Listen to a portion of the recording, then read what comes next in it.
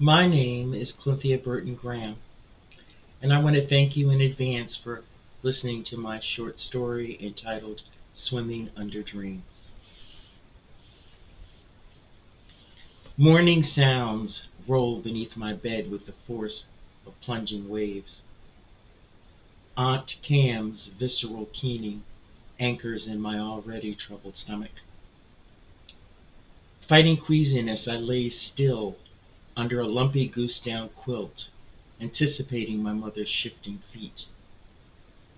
She will stand outside my bedroom door with her eyes fixated on the forest green carpet, rubbing her hands together until blue veins protrude, waiting for her breath to stabilize enough to knock. This attempt to quell the trepidation is how she prepares to approach me, even when there is no door between us. She will come to ask me if I know about my cousin Justin, even though my knowing is an abomination. For the first time in 22 years, since my parents forbid me to speak of my omniscient dreams, I will stand in front of them and speak my truth. My thoughts and my stomach are a swirl as the initial reason for my trip home collides with last night's vision. I try to staunch the escalation of bile straining to escape my body by swallowing and then swallowing again. In the midst of gulping, I hear her. After 3 light taps and no answer, my mother retreats, allowing me to toss off the quilt and sit on the edge of my childhood bed. With the eyes of a stranger, I look at the dingy Dutch girls kicking up their clogs on faded white curtains. Unfinished dolls on the window seat coated with dust and longing, sagging against each other in forlorn solidarity. A multitude of crosses on the dull pink walls summoned the night my father hung them to banish evil he believed possessed my soul. I grab my mouth and quickly sprint to the bathroom. Flushing last night's dinner down the toilet, I drop to the floor and sprawl across the cool tiles. Dizziness and nausea subside when I squeeze my moist eyelids tight. A single tear slipping down my flushed cheek unlocks the memory of the moment my childhood ended.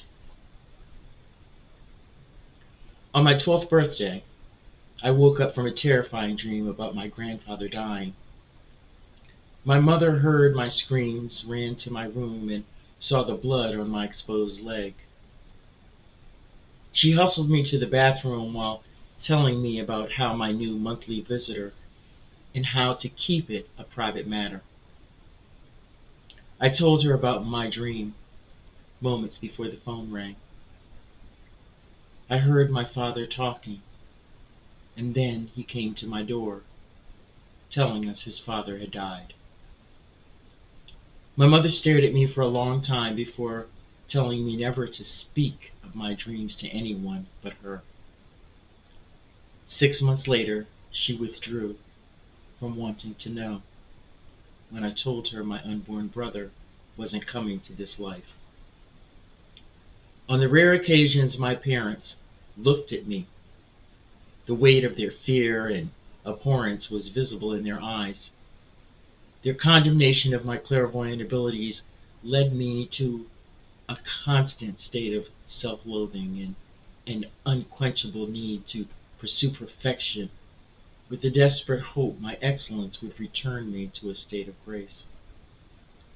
Even on Sundays at the altar, head bowed, hand cupped, I prayed my father would serve me communion instead of passing me by.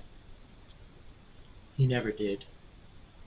Instead, he informed his congregation I was allergic to grape juice.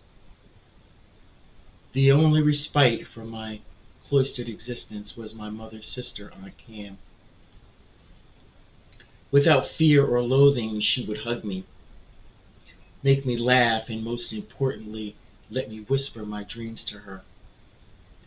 We rarely spoke of the distance between my parents and I, but I remember her saying once, "It's their loss. Your gift is from God, but sometimes even godly people make mistakes, big ones." Her presence made life palatable. When I turned 13, she and Justin moved an hour away. I missed our daily talks so much. I asked to move with them, but was denied. ICAM's solution was swift. She gave me my first diary. In those pages, I learned to let the truth of my dreams unfold inside the quiet of my own breathing. Off the floor, standing at the sink, I swished and spit out mouthwash while listening to my father sing "Jesus, Keep Me Near the Cross." His deep baritone voice is as solemn as it was when he tried to drive the demons of foretelling from me. I can still feel the warmth of his breath as his buzzing biblical verses circled me the night before my 13th birthday. Surging hope for purification and acceptance dissolved into tears the next morning when I awoke from another premonition. Aunt Cam's eyes, nose, and cheekbones are reflected in the bathroom mirror. She says I should have been her child because I look just like her. I wish I had been born to her. The love and connection between us never wavers. I hear my mother's footsteps on the second floor landing.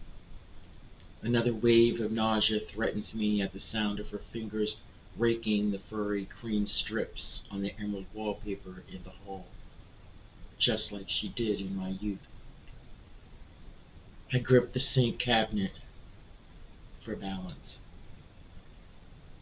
"Macy, we need you downstairs. Justin never showed up last night and he hasn't called. We're afraid something has happened to him." "I know, Mom. I'll be right down as soon as I get dressed." I wait until I hear her descending the stairs before dashing to my bedroom. Plopping down on the bed, I draw my small suitcase towards me. While sifting through it, my thoughts turn to Oscar.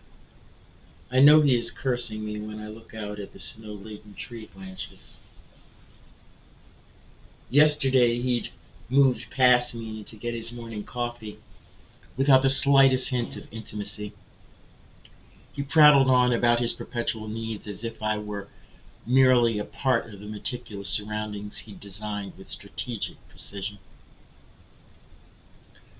"Why can't you tell your mother and father you will see them later this month? They know how important the business is to us. The Perkins funeral is this weekend and one of the largest we've ever done. I need you to make sure everything goes smoothly. Plus, it's going to snow. Who knows how much? You might get stuck in Pennsylvania and not be able to get back to Boston," he demanded, while reaching for the travel mug. "I need a break, Oscar. Anyway, Jesse and Rope know how to do everything. My God, they've been doing it for years. People will be expecting you to be by my side. You know how important our image is in the community." "Well, I can't, Oscar. I need to go home. I need a break. You just think about it, Macy," he shouted over his shoulder as he went out the door.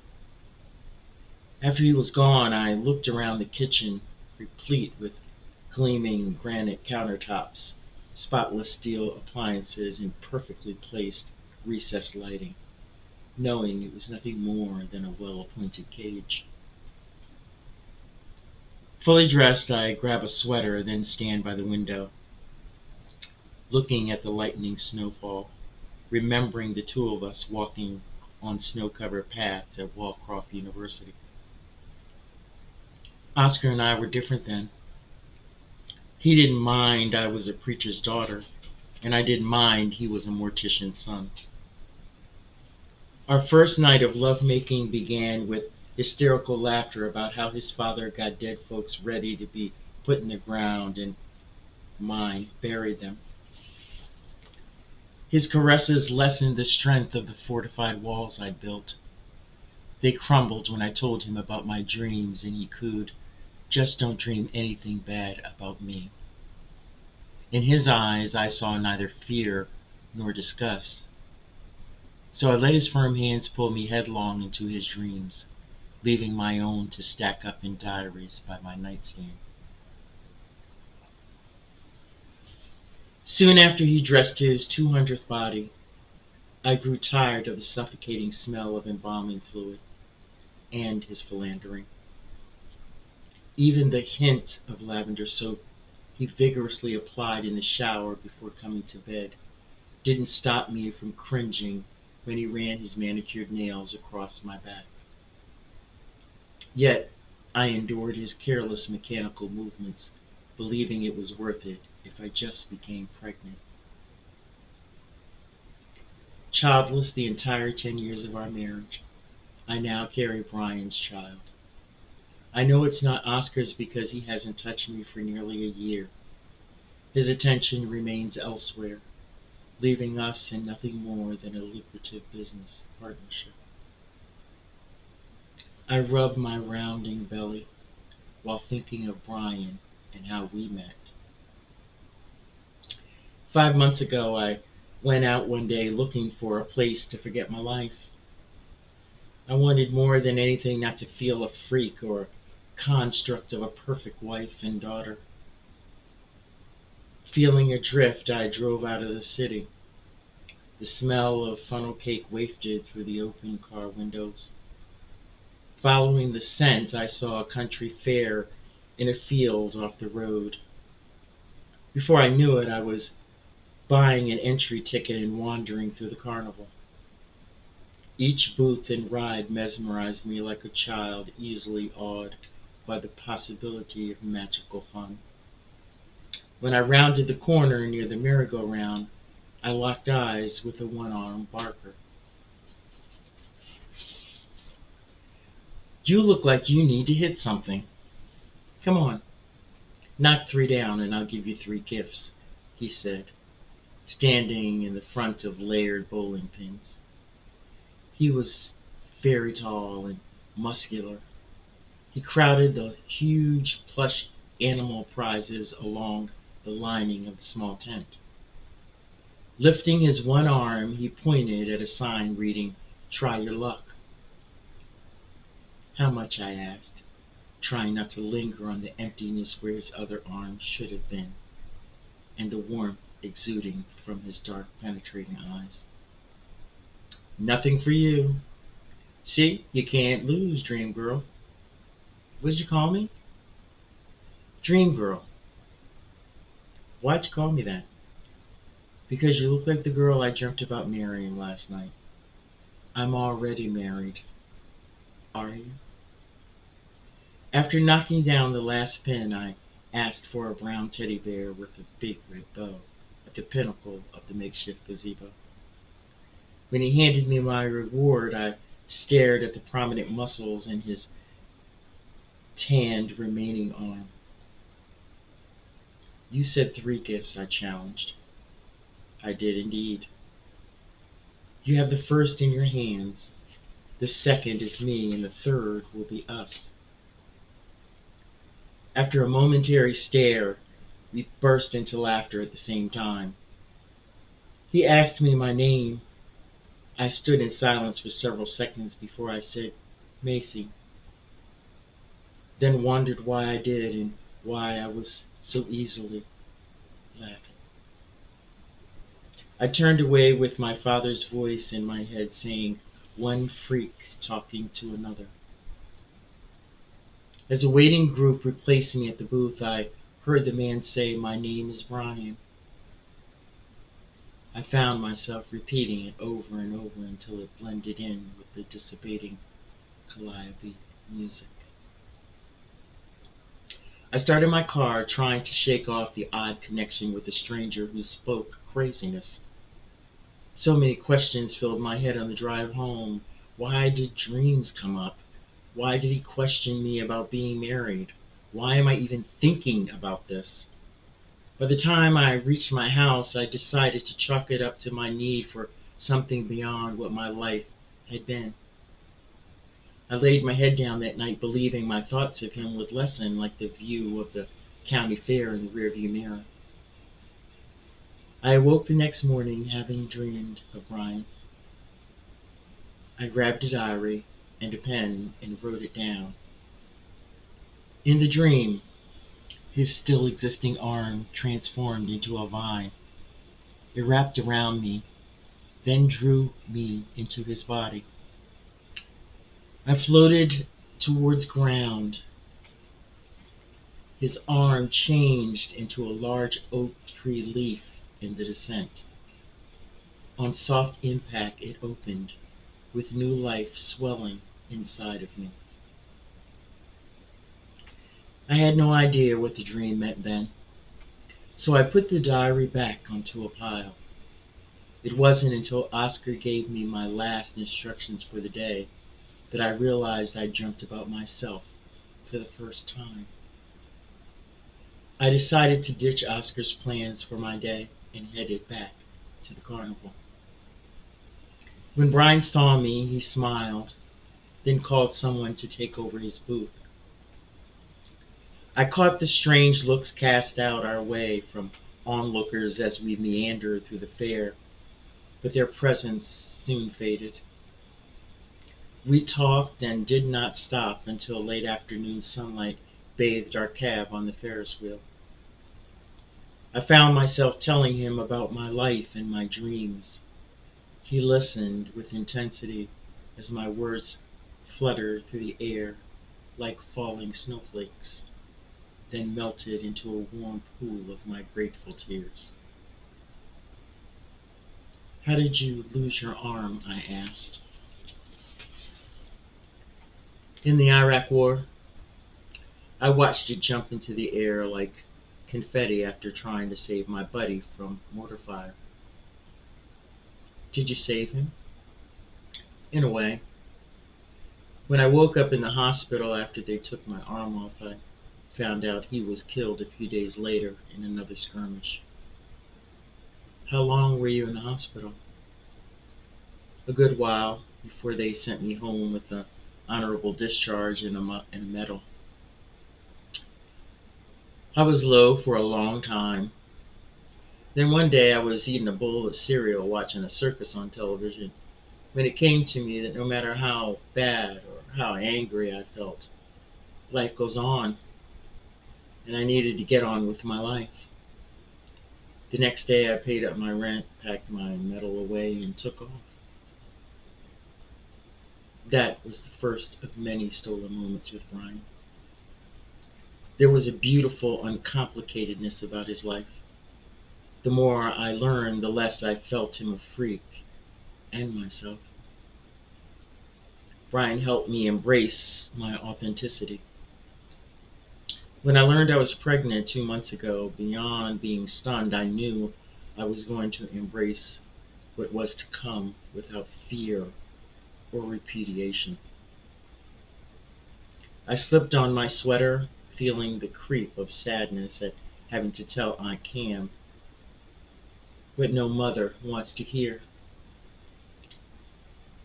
I get up remembering when she said to me once, "Learn to ride the waves, darling. It's the only way to get through this life. Every time you feel something pulling you down, reach higher. Make your strokes longer. This is the life God gave you. Stop swimming under your dreams." I walked to the door cloaked in the strength of her words to speak of Justin's death. My father is standing in the kitchen doorway. I walk past him towards Aunt Cam, thinking about the many silent meals I ate here with my parents. He mutters mumbo jumbo behind me.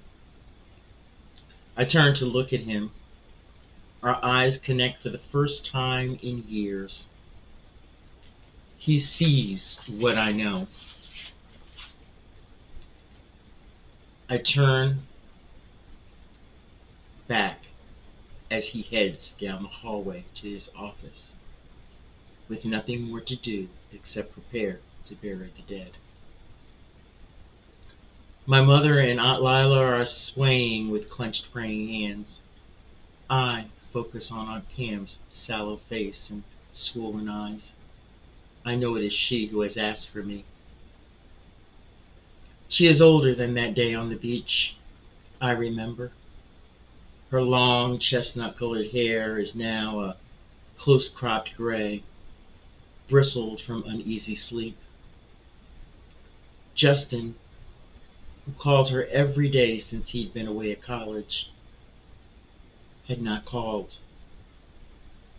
I feel her pain at not hearing from him, sitting like a propped rag doll at a child's tea party.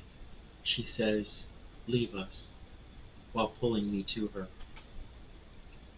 The room empties as we stare at one another. I head down in front of her as waves of sobbing commence before I even speak a word. She sees. She knows. I hurt so much for her as I wait for the tears to lessen. He died instantly, Aunt Cam. There was no pain, just confusion. He went off the side of the road on his way home for winter break. I feel my knees buckling under the heaviness of her grief and my knowing. Bending down, I lay my head on her lap. The weeping of the others in the hallway confirms they've heard my dreaded revelation. He came to me last night. In the first arc of the dream, I saw his car rolling down a hill off a back road. Tired from his final exams, he'd fallen asleep at the wheel. He was dead on impact. In the second part, he was smiling when he told me to take you with me and the baby. She touches my face before lifting me up to lay her wet cheek against my stomach. She calls Justin's name again and again until we collapse into each other. I hear the phone ringing in the hall and wonder for a brief moment if it is Oscar or the state troopers. The ringing blends into the weeping as I realize it doesn't matter who is calling. Still in embrace, I look past Aunt Cam's ear out of the kitchen window. The snow has stopped, and sunlight is breaking through the clouds. In this moment, I am secure in the knowledge that Aunt Cam and I have each other. The rest will unfold like my dreams, naturally.